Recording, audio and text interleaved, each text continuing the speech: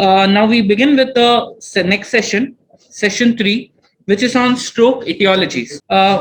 We would like to request Professor Biman Kanti Rai. He's the professor from the Department of Neuromedicine from Bangur Institute of Neurosciences in Kolkata. He has interest. His area of interest is stroke. I would like to request sir to kindly moderate the session. We have Professor Biman Kanti Roy, who has joined us. Sir is a professor from Department of Neuromedicine from Bangur Institute of Neurosciences in Kolkata. His area of interest in stroke, and I would like to request him to kindly moderate the next session. Thank you, sir. Good afternoon, everybody. Thanks to our organizers, thanks to Professor Rohit, Padma Madam, and to the entire team of Stroke Summer School for giving me this opportunity to moderate this session on stroke etiology. I am honored to have Dr. Suman Kusawa as my co-chair in this session. Today we have Dr. Vinit Suri among us, who will speak on ESUS current concepts and controversies. I hope all of us are very much acquainted with Dr. Suri. He is a renowned neurologist with special interest in stroke. He was past president of Indian Stroke Association. Now we want to hear something about ESUS. It is a session for students, and you know the definition of embolic stroke of undetermined source. It is a specific subtype of cryptogenic stroke where embolism is the most likely mechanism. And there are a lot of unsolved issues so far as profile, outcome, treatment modalities are concerned. And we hope Dr. Suri will highlight all these issues. Dr. Suri, over to you. Good afternoon, sir. And I think I must congratulate Dr. Padma and Dr. Rohit for and the entire team of residents for really excellently conducting the proceedings of this summer school. We'll see if I can do something from the IT, but okay. So are my slides visible, Rohit? Yes, sir. Yes. Okay. Go ahead. Yeah. So I think a very interesting topic of ESUS, and topic which has actually taken a lot of ups and downs in the last 2 to 3 years. So I think I'll start off with a case Vinit, and this is a 67-year-old male who is hypertensive and diabetic for the last 10 years, who has coronary artery disease. He's post. So this is a 67-year-old male who's hypertensive and diabetic for the last 10 years, who's had a post CABG 2008 glaucoma, and he had a left hemiparesis when he was only 15 years of age. No details were available, but he had some subtle hemiparesis from then. Now on 14/9/2019, he presents with a right hemiparesis, and the MRI shows an embolic pattern of infarction. There are infarcts in the left periventricular region, there are infarcts in the cerebellum, and the MR angiogram does not show anything very significant. So when we investigated him, the MR angio did not show anything significant. We got a transthoracic and a transesophageal echo, which showed an ejection fraction of 60%. No PFO was identified. Importantly, an aortic arch atheroma only of 2 millimeter was identified, and the left atrium was only about 35 millimeters, so it was not large. D-dimer was normal. Because he had a young stroke at 15 years of age, we also did a thrombotic profile, which was again normal, and a Holter done during hospital stay twice and an ELR for 7 days subsequently did not reveal any evidence of atrial fibrillation.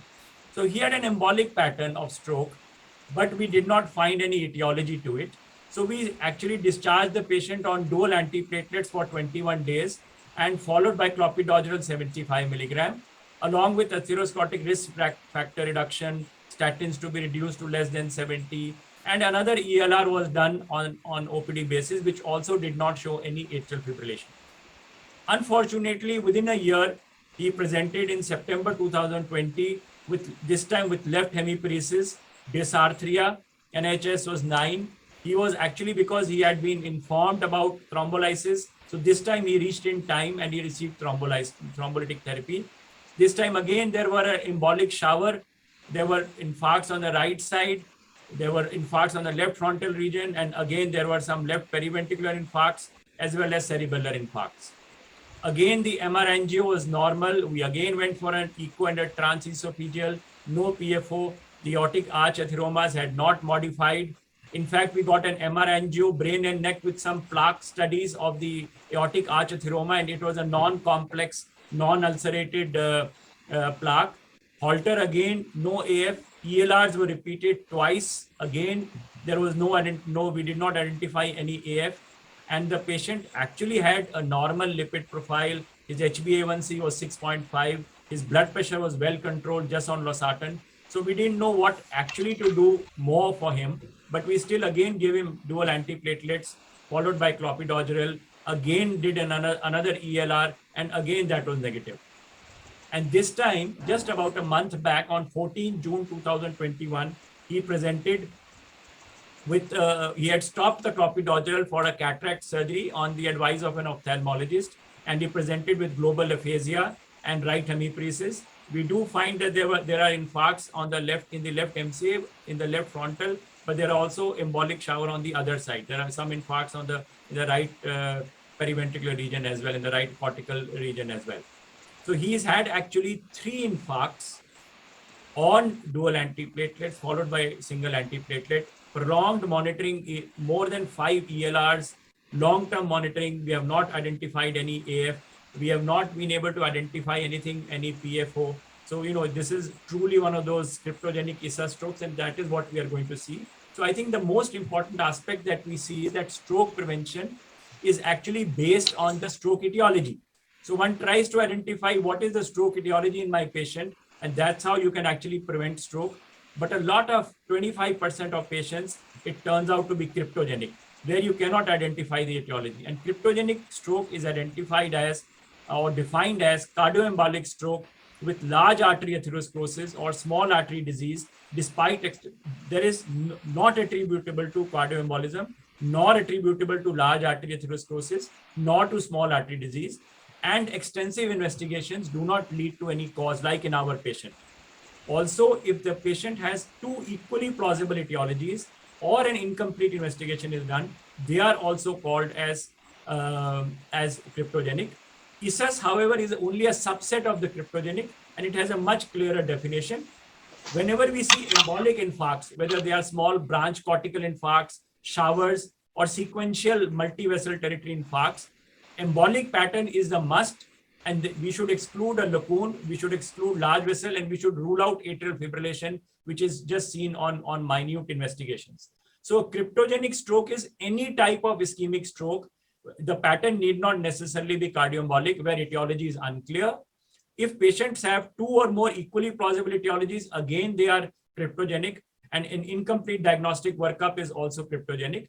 But in ESUS, it is a subset of cryptogenic, where there is only cardioembolic pattern only, and the source of embolism is not identified. And these patients are diagnosed only on the basis of a very basic workup. There are 2 approaches to follow patients. In 2014, actually, these 2 approaches came up. The first approach was actually given by a very interesting article by Bang, which said that extensive workup is required to identify the etiology. You have to do lesion pattern analysis, identify the vascular imaging, do plaque imaging, long-term monitoring for atrial fibrillation, PFO detection, and coagulopathy. So this was one way of dealing with cryptogenic. This was concept in 2014. And the other concept parallelly that came up in 2014 was that these patients are basically thromboembolic patients who do not investigate very thoroughly. Once you have done a 24-hour Holter, you do not find any evidence of atrial fibrillation. Just directly go ahead and anticoagulate these patients, because most of them have atrial fibrillation as the underlying cause. So the 7 main causes of thromboembolism in cryptogenic stroke are patients who have valvular heart disease, where there can be a red clot going from the valvular heart disease, covert atrial fibrillation, which was actually in the ESUS considered as the most common cause. Cryptogenic atrial fibrillation was considered maybe 80-90% of patients may have cryptogenic atrial fibrillation. atrial cardiomyopathy, which can also cause red clots going into the brain, and patent of foramen ovale, left ventricular disease, and underlying malignancy, where a D dimer may be significantly elevated to more than 20 times of normal. These may be causes of red clots, and these patients may have better response to anticoagulation. On the other hand, one can also have artery-to-artery embolism from aortic arch plaques or from proximal disease in the intracranial or extracranial areas supplying the infarct. So white clots would actually respond more to antiplatelets. The concept one, like by Bang in 2014, was that try to investigate these patients thoroughly, do a transesophageal echo, conduct an MRI cardiac to assess for aortic arch atheromas, akinetic segments, tumors, atrial cardiomyopathy, do plaque imaging, do extensive thrombotic profile, D-dimer imaging, and prolonged monitoring, rhythm monitoring to identify the cause. And then accordingly, you identify the cause and then prevent. The other simple is better therapy was, or the plan was of ESUS plan, where it was considered that most of these patients of ESUS are, because they are thromboembolic, they would respond to anticoagulation. So it was considered that more trials should be conducted where just identify a patient with embolic infarct where atrial fibrillation is not identified and anticoagulate these patients. So this was followed by some trials, which we are just going to follow up and see what these trials showed us. So these ESUS patients were detected to be, they are relatively younger. The mean age is around 65 years of age. On an average, they have minor strokes. Unlike atrial fibrillation, where you have large vessel, large areas of infarction, these ESUS strokes are usually minor strokes, and they have a very high incidence of recurrence, 4 to 5% per year recurrence, as we also saw in our patients. So the clinical relevance of cryptogenic stroke is quite relevant to managing stroke patients, because about 25% of patients with ischemic stroke turn out to be cryptogenic, where you cannot identify the etiology. 17% of the cryptogenic strokes actually are ESUS patients. So it's a large chunk. It's actually a large chunk, and therefore it's clinically very important to deal with these patients and to identify how to deal when you see somebody with ESUS. A number of trials have shown that the rates of recurrence of stroke are extremely high. With ESUS, the rate of recurrence is almost about 4 to 4.5, the annualized stroke risk, which means in 1 year, you may see about 4 to 4.5% patients presenting with recurrences. And this may go up to 30% in 10 years. So ESUS is defined as ischemic stroke, which is not lacunar, which does not have atherosclerosis causing more than 50% luminal narrowing in the area of ischemia. There is no major risk of cardioembolism identified, and no other cause like arthritis or dissection is identified. Only very basic investigations are required: CT or MRI brain, imaging by CTA or MRA. For no plaque imaging is required, a 12-lead ECG, transthoracic echo, and a 24-hour Holter. Basically, only a 24-hour Holter is required. Advanced images like transesophageal echo and prolonged rhythm monitoring are not included to define ESUS. So it's a very basic kind of a embolic stroke where you have not identified the source of embolism. And it was suggested that once you identify them, simply anticoagulate these patients. And because of this, there were then about 4 trials which are actually going on and 2 trials which have already shown results. So the Navigate ESUS trial, which was a negative trial, terminated very early because of the negativity and because of increased incidence of bleeding. And the Respect ESUS trial, which was also negative. So 2 major trials have shown that anticoagulation does not help when you just anticoagulate patients with ESUS. And the Atticus and the Arcadia trials are underway, and the results are likely to be presented in the next year. So what happened in the Navigate trial? There were about 7,213 patients at 459 sites, randomized to either receiving rivaroxaban or aspirin. And in the Respect trial, there were patients, 5,390 patients randomized to receive either dabigatran or aspirin. And rivaroxaban was used, however, in the lower dose, not 20 milligram, but 15 milligram. Dabigatran was used in the normal dose of 110 to 150 milligram. What were the results? The Navigate ESUS showed that the annualized rate of stroke recurrence was the same in the rivaroxaban and aspirin group. Both had equal number of stroke recurrences, 4.7. The risk of major bleeding, however, was higher in the rivaroxaban group. In the RESPECT ESUS, again, there was no benefit of anticoagulation. The annual risk of stroke recurrence was almost similar, but here there was no risk of major bleeding. So there were two trials. Both have shown that anticoagulating these patients of ESUS does not help in preventing the stroke recurrence. That actually then questioned the concept of ESUS, because ESUS grew up only because of the fact that you don't need to investigate these patients, just identify them, anticoagulate them, and you will probably prevent their stroke. Even a Ticagrelor trial, a Socrates trial, which was not exactly ESUS, but in ischemic stroke patients, also when Ticagrelor was tried, that also did not show any benefit over aspirin or clopidogrel. So when we look at ESUS, there is a diagnostic entity that one tries to look at ESUS, but unfortunately, the trials that helped us to say that how you manage these patients were all negative. What were the controversies that led to these negative trials? It was that controversy number one was that it was assumed that covert atrial fibrillation is the commonest cause of ESUS, and that is why anticoagulation would help. It was assumed that 80 to 90% of patients who are ESUS have cryptogenic AF. But the data suggests a large number of meta-analysis from Crystal and other trials have shown that atrial fibrillation was identified only in 30% of patients of ESUS, despite long-term monitoring, even with ILRs.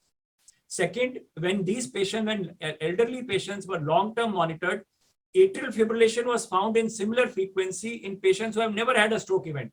So a 90-year-old who has had stroke, who has not had stroke, both show atrial fibrillation. So the relevance of that atrial fibrillation is questionable. The ILR studies have shown that the embolic events do not occur in close proximity to the AF. So a patient has had a stroke, but there was no AF at that time. So the number one controversy that has happened is that ESUS actually assumed that atrial fibrillation was forming a large chunk of the subset of ESUS patients. That has been thrown down by a lot of investigations. Second, like we said, that there are about 7 ways of thromboembolism. Some where there is a red clot, some where there is a white clot. The white clot is actually going to respond only to antiplatelets. The red clot patients are going to respond to oral anticoagulation. And the AF ESUS study has shown that more than 65% patients have more than one potential embolic sites, which means somebody who has atrial fibrillation may also have a aortic arch athyroma or a proximal artery disease. So these patients have combined. One stroke may be AF related, the other stroke may be related to the atherosclerosis. Therefore, the question here is that if you give only anticoagulation to these patients, you may trade off with the white thrombi happening more commonly. And therefore, there is a question that is being raised that should we combine antiplatelets with anticoagulation till a cause is found in your patient? So this is the other question that is now rising. Should we actually be giving anticoagulation for the red clot? Should we be combining with antiplatelets for the white clot till such time that the patients are investigated and we find the right cause in that right patient? The third controversy that is arising is that it was said that certain etiologies like PFO, where certain other specific measures are used, like you have closure devices, why should they be included into the ESUS? And therefore, there is now this question that should we redefine the definition of ESUS and remove certain definitions? Like if on plaque imaging, if on advanced plaque imaging, you find non-obstructive plaque, remove this patient from the ESUS group. If you identify PFO, remove this patient from the ESUS group, because obviously they don't need antiplatelets and anticoagulation. They may benefit by closure. We are going to see that in the next talk. And patients with underlying cancer, obviously you're not going to rely only on antiplatelets and anticoagulation. Treatment of the primary tumor is of utmost importance. So I think what has happened is that ESUS, now there are two neutral trials which have shown that just giving anticoagulation is not going to help. There is a shrinking basket of ESUS where you are removing non-obstructive plaques, you are removing PFO age less than 60 years from the ESUS group, and you are removing cancer patients. So what has happened is advanced evaluation has actually become what needs to be done in these patients of cryptogenic stroke. So when you see somebody with cryptogenic stroke, you have to try to do advanced evaluation, do MRI plaque imaging in these patients, do a transesophageal echo, try to do long-term rhythm monitoring, do cancer screens with and maybe PET and MRI scans. And then if anybody is still remaining without any identifiable cause, that would be the true ESUS, and not just going ahead and giving anticoagulation to these patients. Even the 2021 prevention guidelines from AHA suggest that for patients with ESUS, direct oral anticoagulation is not recommended, and ticagrelor also is not recommended. So I think what is happening then to ESUS? Should we forget about ESUS or no? But I think what has been now said is that ESUS should be remaining as an important diagnostic important diagnostic modality. The anticoagulation that we were thinking of, just go ahead with anticoagulation, should not be done, but it should remain as an important diagnostic modality. The definition of ESUS should be modified so that more intensive diagnostic workup is done in these patients with ESUS. Do more, try to identify patients with identifiable cause, and exclude patients where you identify cryptogenic AF, and remove patients of PFO less than 60 from the ESUS classification.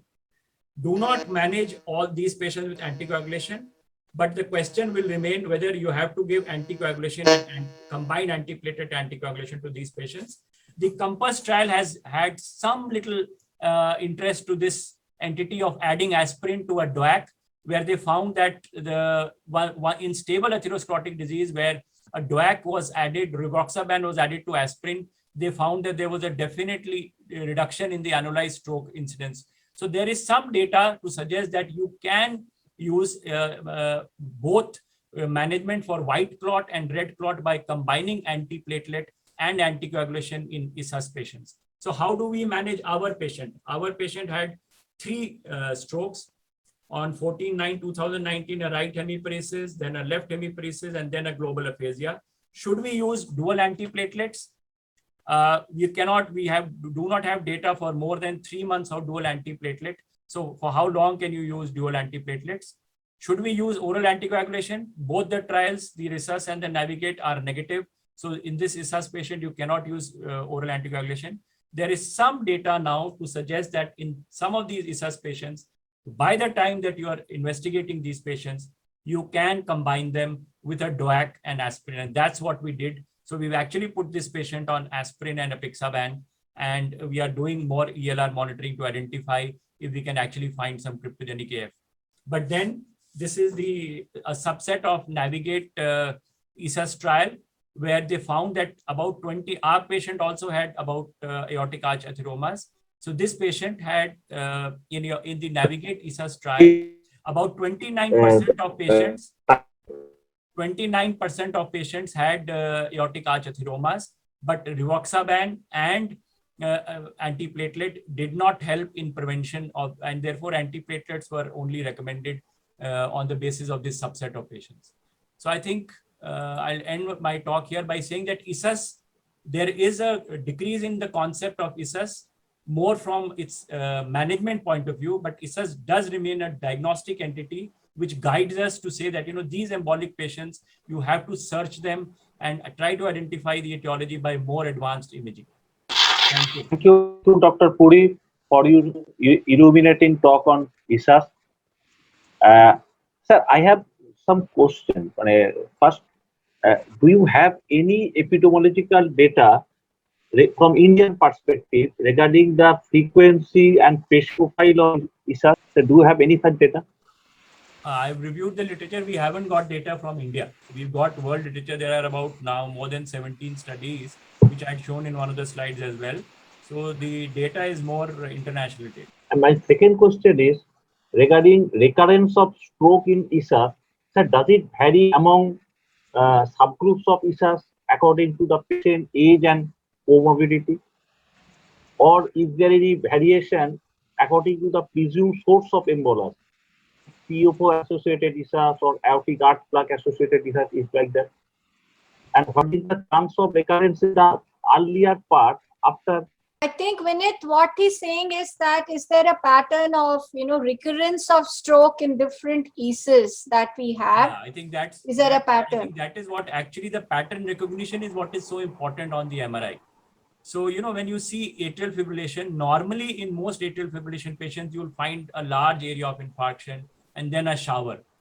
But here in most of these ESUS where they have found, even in atrial fibrillation patients, they found just small minor infarcts. So the ESUS group somehow was phenotypically or radiologically different from the other AF patients. They had very small infarcts. Second, in PFO, like you would expect more of posterior circulation infarcts. And but radiologically, these patients were different from the normal AF patients. Normally in AF, you would see large branch infarcts or large infarcts. Here, most of these were small showers into multiple vessels. Oh, Dr. Biman, can I ask a question? yes, ma'am. Yes, ma'am. So thank you, Dr. Vinit. Amazing talk as always. So one question I have is that now that the clinical construct of ESUS is shrunk so much, now what is it really different from cryptogenic stroke? You see, when you have an extensive investigation done on these patients and we have essentially taken out all the other entities, then we are back to square one, calling them cryptogenic again. So when we take out all the other issues, such as you said, PFO we've taken out, we've done a D-dimer and we've taken out, the cancer related, and we've taken an arch of aorta, there's no atheroma there. So all the extensive investigations rule out all other reasons. Then what is the difference between ESUS and the cryptogenic, the original? It's like back to square one, Very right? important. Yeah. So I think, Dr. Padma, basically, this is what has happened. The ESUS concept came out in 2014 with a very big bang, thinking that, you don't need to investigate these patients and just anticoagulate them, and you don't need much of investigations. But then the two trials that have come in, the Navigate and Research, they have actually blocked that. They have said that, you cannot just club them into an ESUS category and just anticoagulate. You have to investigate them. Still, I think the question that you asked, what is the difference between still that thin line between cryptogenic and ESUS, which is actually becoming thinner and thinner by the day, is that cryptogenic stroke would still be like a non-embolic pattern. So you have a right MCA, large vessel kind of infarction. And in ESUS, you would only see when you have an embolic pattern. So when you see multiple vessel modality infarcts, you have one right MCA, one small left MCA, one posterior circulation. It's a typical embolic infarct. I think that is where you will call them as ESUS. But when you have a large vessel like right MCA, it's not necessarily an embolic infarct